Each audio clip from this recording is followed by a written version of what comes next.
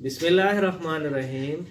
अस्सलाम वालेकुम दोस्तों, आज मैं आपको वीनोफर इंजेक्शन के बारे में बताऊंगा।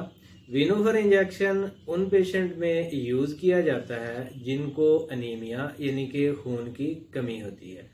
अनीमिया बेसिकली आयरन की कमी की वजह से होती है, और जब ब्लड में आयरन की कमी बहुत ज़्यादा हो जाए और इस कमी को सिरप या कैप्सूल वगैरह से पूरा करना मुश्किल हो रहा हो, तब वीनोफर इंजेक्शन यूज किया जाता है। आयरन लेवल ज्यादातर जिस कंडीशन में लो होता है वो प्रेगनेंसी वाली कंडीशन भी हो सकती है, और क्रोनिक किडनी डिजीज में भी आयरन लेवल डिक्रीज होता है, जिसके लिए फौरी तौर पर वीनोफर इंजेक्शन सजेस्ट किया जाता है। वीनोफर इंजेक्शन की कंपोजिशन में शामिल है आयरन सुक्रोज 100 mg पर एम्पियोल और 1 एम्पियोल जो कि 5 ml का होता है। आयरन सुक्रोज सिर्फ इंजेक्टेबल फॉर्म में ही अवेलेबल होता है। मेरा आपको कंपोजिशन बताने का मकसद ये होता है कि आप कंपोजिशन मतलब मेडिसिन का फार्मूला या जेनेरिक नेम पर तवज्जो दें, कंपनी नेम या ब्रांड नेम इस पे फोकस न करें। आयरन सुक्रोज या वीनोफर इंजेक्शन की राइट डोज क्या होगी, प्रेग्नेंट खवातीन में वीनोफर इंजेक्शन लगाने की जरूरत क्यों पड़ती है, वीनोफर इंजेक्शन के कौन से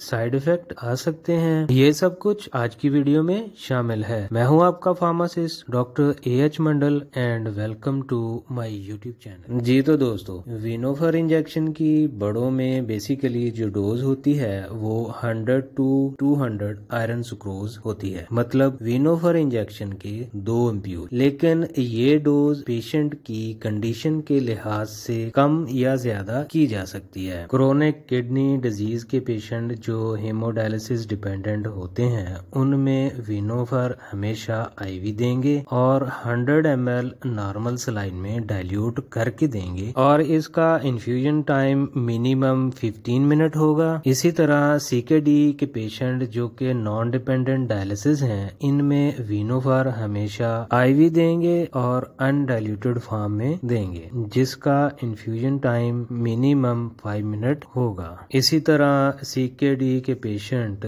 जो पेरिटोनियल डायलिसिस डिपेंडेंट हैं, इनमें वीनोफर इंजेक्शन IV देंगे, लेकिन वीनोफर इंजेक्शन को 250 ml नॉर्मल सलाइन में डाइल्यूट करेंगे, जिसका इन्फ्यूजन टाइम 2.5 आवर होगा। इसी तरह प्रेग्नेंट फीमेल में जिनकी HB नॉर्मल से कम होगी और डिलीवरी में 1-2 माह रहते होंगे, तो उनमें वीनोफर इंजेक्शन IV देंगे, जिसमें वीनोफर इंजेक्शन को 100 ml नॉर्मल सलाइन में डाइल्यूट करके देंगे, जिसका इन्फ्यूजन टाइम 45 मिनट होगा। वीनोफर इंजेक्शन प्रेग्नेंट फीमेल को लगाने की जरूरत क्यों पड़ती है, उसकी कुछ रीजंस हैं। प्रेग्नेंट फीमेल में HB का बहुत ज्यादा इशू आता है, तो HB लेवल को मेंटेन रखने के लिए वीनोफर इंजेक्शन दिया जाता है, क्योंकि HB का मेंटेन रहना डिलीवरी के दौरान हार्ड लेबर में जरूरी होता है ताकि फीमेल को